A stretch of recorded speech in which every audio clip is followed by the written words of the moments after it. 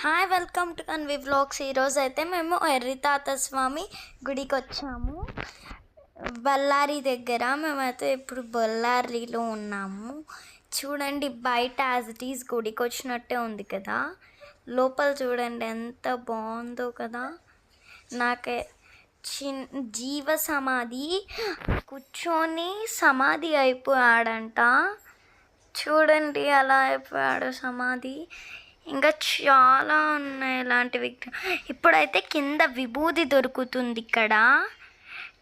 చూడండి, నేను దిగలేని వాళ్ళ తాడుని పట్టుకొని దిగాలి. నేనైతే చెక్క దిగేసినాను.